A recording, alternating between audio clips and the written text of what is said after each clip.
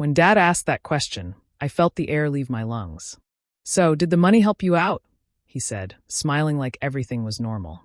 My fork froze halfway to my mouth. The table went quiet. I blinked at him, confused. "What money?" I asked slowly. Mom's hand trembled as she reached for her glass. Her eyes darted toward Dad, then to my brother, Ethan, who suddenly found his plate very interesting. Something felt wrong. My heart started racing, but I tried to keep my voice calm. Dad's smile faded. "The $75,000 I sent you months ago," he said, looking puzzled. "Didn't your mom tell you?" I stared at him, not sure if I'd heard right. $75,000? My throat went dry. For a moment, I couldn't even speak. I looked at Mom, hoping she'd clear it up, but she just stared down at her napkin, silent. That silence told me everything I needed to know.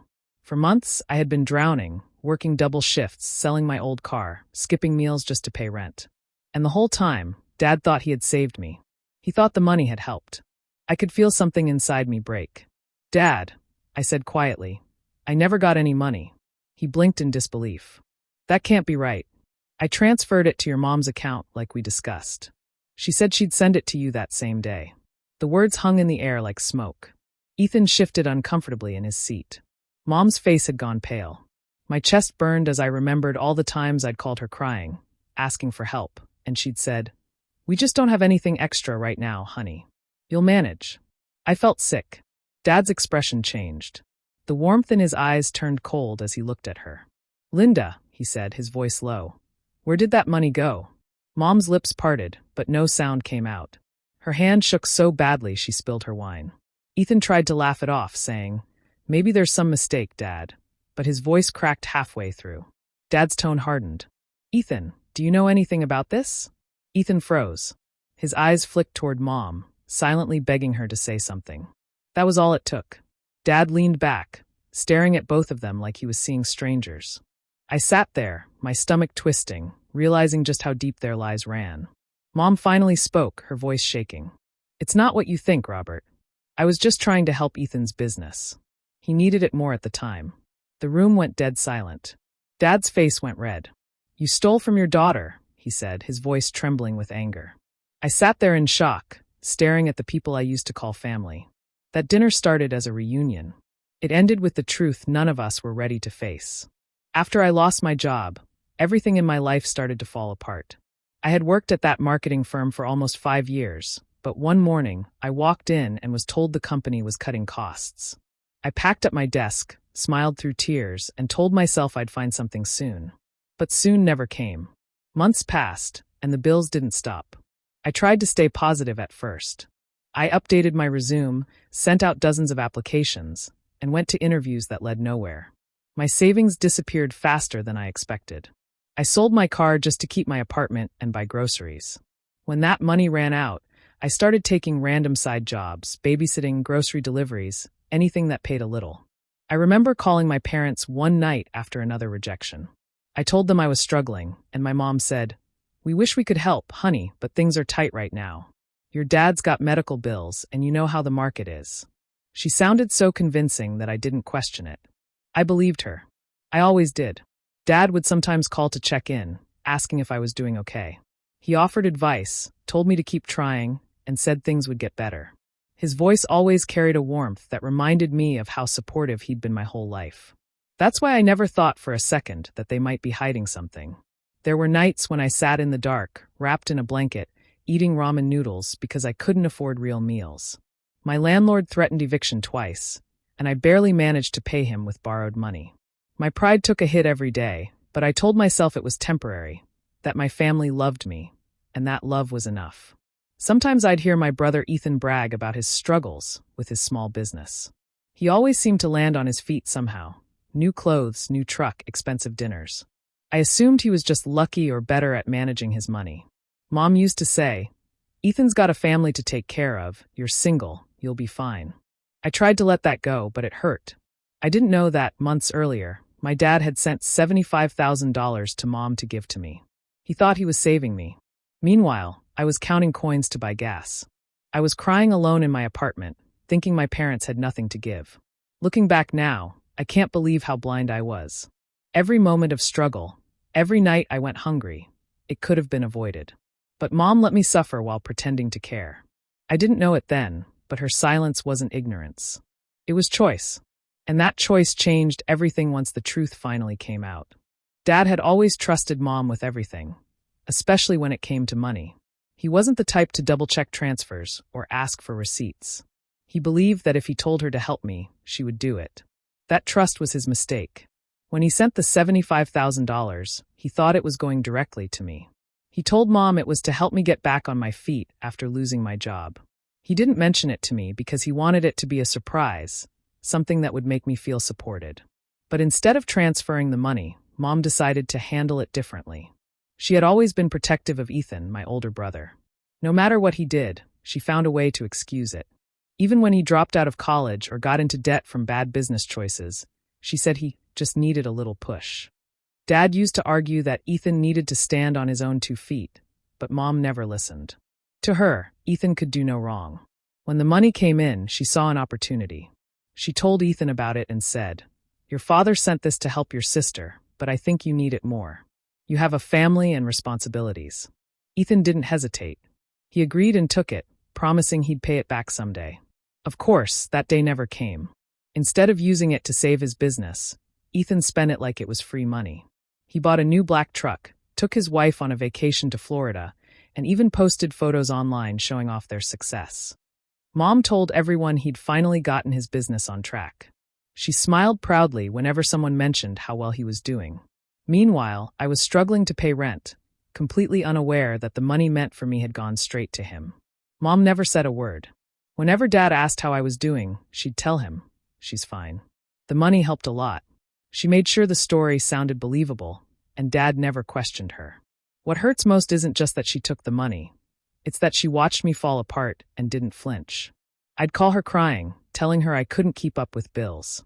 She'd respond with fake sympathy and tell me to be patient. All while knowing that my brother was driving around in a new truck bought with money that was supposed to save me. It wasn't just a lie. It was a betrayal that ran deep. She chose one child over the other, not out of love, but out of habit. She had always favored Ethan, but this time she crossed a line I could never forgive. When the truth came out at dinner later, it wasn't just about the money. It was about every lie that built the illusion of a family that never really existed. Mom didn't just steal from me. She destroyed the trust that held us together. It had been months since I last had dinner with my parents. Things had been distant for a while. After losing my job and barely getting by, I didn't visit much. I didn't want them to see how rough things had become. Then, out of the blue, Dad called one Thursday evening. His voice was warm and full of energy. "Hey, sweetheart," he said. "How about Sunday dinner? I want us all together again. Feels like it's been too long." He said it was time for new beginnings. I didn't really know what that meant, but I said yes. I missed him, and despite everything, I still wanted to believe my family could feel normal again. That Sunday, I arrived early. The house looked the same as always, neat, quiet, and full of old memories. The smell of roast chicken filled the air. Mom greeted me with a quick hug and that usual polite smile she gave when she wanted to hide something. She looked more nervous than happy, though I couldn't figure out why. Ethan and his wife showed up soon after. He walked in like he owned the place, laughing loudly and talking about his new business ventures. He wore a gold watch and had that smug confidence that used to annoy me. I tried to ignore him. Dad seemed proud, nodding along to Ethan's stories about hard work paying off. I sat across from Mom at the table. She kept pouring herself glass after glass of wine, laughing too hard at Ethan's jokes. There was something off about her. She looked restless, distracted, almost afraid of being quiet for too long. Every time Dad mentioned how happy he was that everyone was finally together, she would smile a little too wide and take another sip. Dinner started like any other. We passed the dishes around, made small talk, and pretended everything was fine. I told them I was still looking for work, but trying to stay hopeful. Dad nodded and told me I'd find something soon. Mom just mumbled, "You will," barely making eye contact. The mood in the room felt strange. Dad was in high spirits, Ethan was bragging nonstop, and Mom looked like she was holding her breath the entire time. I couldn't tell why, but something deep inside me felt uneasy. It was the kind of tension you can't see, but you can feel sitting heavy in the air. I remember glancing at the clock, thinking how quickly I could leave without seeming rude. I had no idea that this dinner, this simple family meal, was about to change everything. I thought we were there to reconnect, maybe laugh a little. But behind every smile at that table, there was a secret waiting to explode. And before the night was over, it did. Dinner had been going smoothly until that one question changed everything. We were almost done eating when Dad leaned toward me, smiling proudly like a man who'd done something good. The room was filled with laughter, forks scraping plates, and Ethan talking about his upcoming business trip. I was tired but content. For a brief second, it almost felt like family again. Then Dad spoke. "So, did the money I sent help you get back on your feet?" The sound of his voice felt normal at first, but his words didn't make sense. I stopped chewing and looked up. "What money?" I asked. My voice came out calm, but my heart started to beat faster. The laughter died instantly. Ethan froze mid-bite. Mom's hand shook as she slowly set her wine glass down. The color drained from her face. Dad's smile faded, confusion flickering across his expression as he looked from me to her. "The money," he said again, his tone softer now, like he thought I was joking. "The $75,000 I sent you through your mom. I figured it helped you settle your bills and get back on track." I blinked, trying to process what he said. 75,000? My stomach twisted. I felt dizzy. "Dad," I said carefully, "I never got any money." The silence that followed was unbearable. I could hear the ticking clock in the hallway. Ethan shifted in his chair. Mom's eyes stayed glued to the tablecloth, her jaw tight. Dad's brows furrowed, his voice sharpening. "Linda," he said slowly, "you transferred it to her account, right?" Mom didn't answer. She just sat there, gripping the edge of the table like it might steady her. Dad's tone hardened. "Linda." Finally, she looked up. Her lips moved, but no sound came out. I could see panic in her eyes. Ethan reached for his water glass but spilled some, his hands unsteady. "What's going on?" I asked, my voice breaking a little. I looked between them, hoping someone would just tell me it was a mistake, a misunderstanding. But it wasn't. Dad straightened in his seat, the warmth gone from his face. "I sent that money 6 months ago," he said slowly, looking straight at Mom. "You told me you sent it to her right away." Mom swallowed hard, glancing at Ethan, who avoided her eyes. "Robert," she whispered, "maybe we can talk about this later." "No," he said sharply. "We'll talk about it now." The room felt smaller with every second. My hands were cold, my chest tight. I could sense the truth hanging in the air, waiting to be spoken. Ethan wouldn't look at me. Mom was shaking. And Dad. Dad looked like a man realizing he'd been betrayed by the people he trusted most. That's when I knew. Whatever secret they'd been hiding was about to come out, and our family would never be the same after that moment. Dad's face changed in a way I had never seen before. At first, he looked confused, like he was trying to give Mom the benefit of the doubt. But the longer she sat there in silence, the more that confusion turned into something else, anger. His voice dropped low, almost shaking. "Linda, tell me exactly what happened to that money." Mom forced a nervous smile. "Robert, I think there's been some kind of mix-up," she said quickly. "Maybe the transfer didn't go through the right way. I'll check it tomorrow." Dad cut her off. "Don't lie to me," he said sharply. "I'm not stupid. I have the receipt." He pulled his phone from his pocket, scrolling through his banking app with shaking hands. I could see the glow of the screen reflecting in his glasses. After a few seconds, he found what he was looking for and turned the phone toward her. "Right there," he said, his voice full of disbelief. "I sent it to your account on March 12th. You said you forwarded it to Alyssa that same day." I leaned forward and saw it clearly. $75,000. My name in the notes section. And Mom's account listed as the receiver. My stomach twisted. The air felt heavy. Mom's face went pale. She didn't even look at the screen. "Robert, please," she whispered. "It's not what you think." But I could already see the truth written all over her face. Ethan shifted in his seat, avoiding everyone's eyes. The gold watch on his wrist caught the light from the candles. For a second, I couldn't look away from it. My chest tightened. That watch, the one he'd bragged about getting as a reward for his business success, suddenly looked different. It looked like proof. Dad noticed it too. His eyes narrowed. "That watch," he said, pointing at Ethan. "You bought that right around March, didn't you?" Ethan froze. He opened his mouth, then shut it again. Mom finally spoke, her voice trembling. "Robert, please don't do this in front of everyone. Then tell me the truth." Dad's voice was sharp now. "Did you give her the money or not?"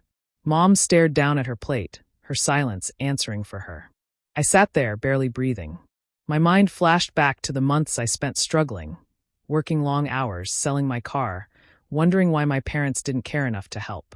And the whole time, the money was sitting in my mother's hands. Or worse, in Ethan's.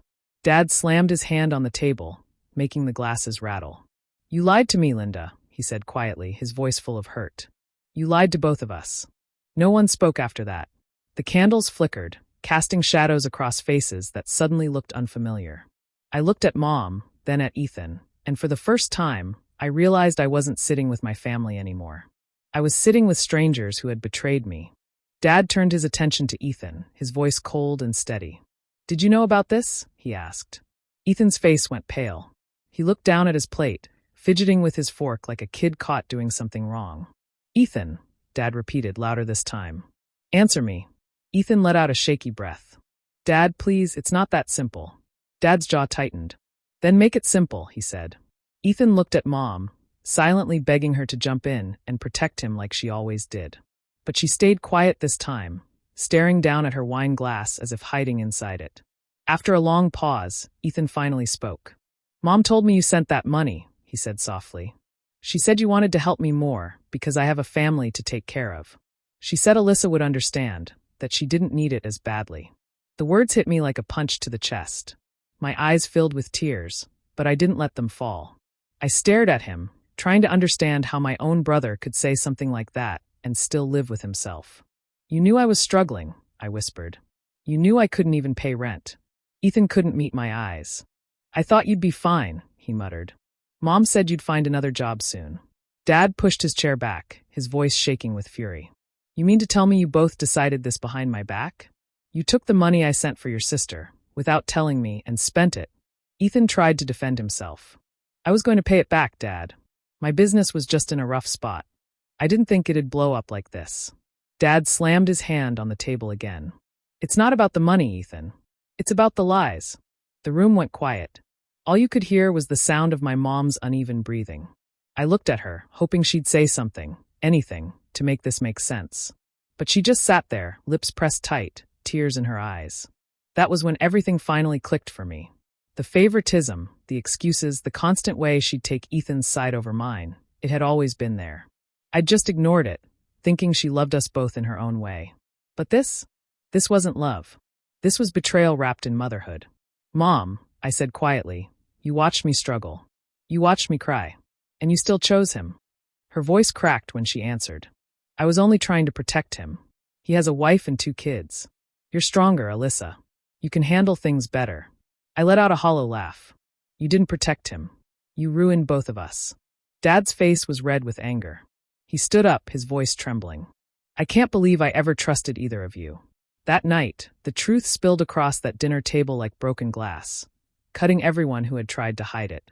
And as I sat there watching the people I loved fall apart, I realized that some families aren't destroyed by strangers. They're destroyed from within. Dad completely lost it. The calm, patient man I had known my whole life was gone. His voice rose, trembling with a mix of anger and heartbreak. "All these years," he shouted, pointing at Mom, "I trusted you with everything.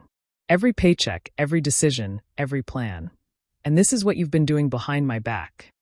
Mom tried to speak, but he didn't let her. "Don't," he barked. "I'm done listening to your excuses." His eyes were full of hurt, but his voice carried years of frustration that he had never let out before. "You've been manipulating me, Linda. I see it now. The secret accounts, the missing money, the stories that never made sense. You've been lying for years." Mom's lips trembled. "Robert, please, you don't understand." "I understand perfectly," he cut in. "You've been favoring Ethan since the day they were born. You've always made excuses for him. Always made Alyssa feel like she had to earn your love while he got it for free." Ethan jumped in then, his tone defensive. "Dad, stop talking to her like that. She was just trying to help." Dad turned to him, his eyes blazing. "Help? She stole from your sister to bail you out. She turned you into a selfish man who thinks lying is acceptable." He pointed toward the door. "You can leave too. Both of you." The room went completely silent. Ethan stared at him like he couldn't believe what he was hearing. "You're kicking us out?" he asked, his voice cracking. "Yes," Dad said firmly. "You've both crossed a line that can't be fixed tonight." Mom stood up, tears streaming down her face. "Robert, This is your family, she cried. No, he said, his voice low but steady. This was a lie pretending to be a family. I sat frozen, tears running down my face. It felt unreal watching my parents, people I thought would always stand together, fall apart like this.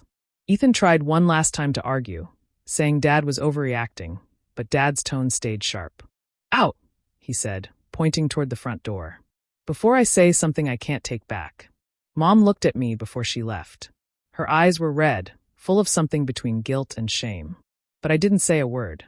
I couldn't. There was nothing left to say. She grabbed her purse and stormed out, Ethan following behind her, slamming the door on their way out. The sound echoed through the house. Then there was only silence. Dad sank back into his chair, rubbing his face with both hands. I could hear him whisper, "How could she do this?" I sat across from him, tears still falling. The truth had finally come out, and everything that had been hidden for years was now exposed. But instead of feeling relief, I felt hollow. The family I thought I had was gone, replaced by a truth that hurt more than any lie ever could. A week later, there was a knock on my apartment door. When I opened it, Dad stood there, holding a small envelope. He looked tired, older somehow, but calmer than I had ever seen him. I owed you this, he said quietly, handing me the envelope. Inside was a check, the full amount he had tried to send months ago. I stared at it, unable to speak. Dad, you didn't have to. I did, he interrupted gently. It was meant for you, not them. And I need to make it right. He sat down on my couch, taking a deep breath. Alyssa, I let your mother's lies control me for too long. I should have seen what she was doing, how she twisted everything. I believed her stories because it was easier than facing the truth. And I'm sorry. I should have protected you. Hearing those words made something inside me break. For years, I had wanted him to see me, to really see me beyond the version Mom created. And now, here he was looking straight into my eyes with regret and love mixed together. He told me that he had already filed for divorce. It's over, he said softly. I can't live in that house full of lies anymore. I nodded, not knowing what to say. There was sadness in his eyes, but also peace, like a man finally free from years of silent manipulation. He reached for my hand. I've also updated my will, he continued. You're the executor now. I trust you to do what's right, even when it's hard. Tears filled my eyes again. Dad, I don't care about money or papers, I whispered. I just wanted you to believe me. I do now, he said firmly.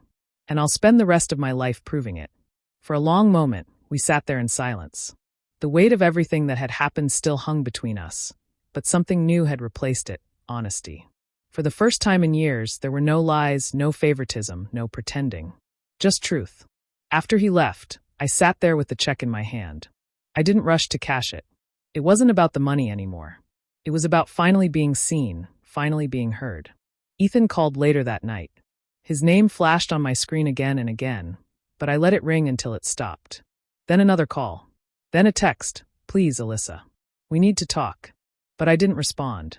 Some things can't be fixed with words. The trust had been broken too many times, and no apology could undo what they did. I looked out the window, watching the city lights blur against the dark sky. For the first time in a long time, I didn't feel small or forgotten. I felt free, and that was worth more than any money could ever buy. Months passed, and life slowly began to settle into something new. Alyssa had moved into a small but beautiful home on the edge of town.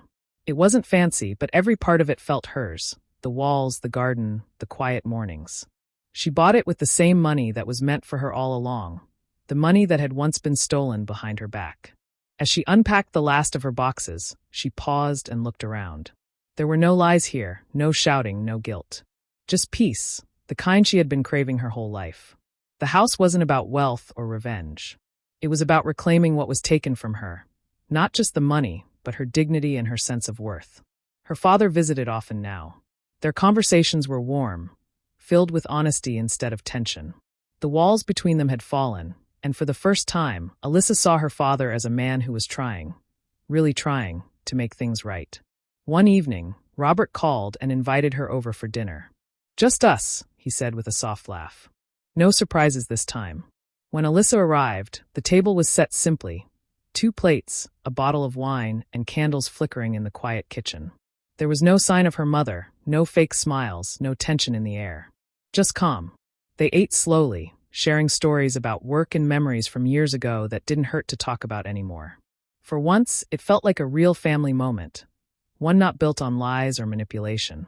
After dinner, Robert raised his glass and said with a gentle smile, "This time I made sure you got what was yours." Alyssa looked at him, her eyes warm. "I did, Dad," she said softly. "And I also got something better, peace." He smiled, eyes misty. "You deserve that more than anything." Alyssa nodded. "I know." They clinked their glasses together. The sound was small, but it echoed with meaning, a quiet ending to years of chaos. Later that night, as she drove home, Alyssa thought about everything she had lost and everything she had gained. Her mother and brother had stopped reaching out months ago. Word around town was that Ethan's business had collapsed, and Linda had moved away after the divorce. Alyssa didn't feel sorry for them. Not out of hate, but because they had built their lives on lies, and lies always crumble. Her revenge wasn't loud. She didn't need to humiliate them or shout her truth from rooftops. Her revenge was simple, living freely, peacefully, and honestly. When she walked into her quiet home that night, she smiled. For the first time, she didn't feel like the forgotten child or the one left behind. She felt whole. They had tried to steal her chance at happiness. But in the end, Alyssa won. Not by fighting them, but by living the life they thought she'd never have.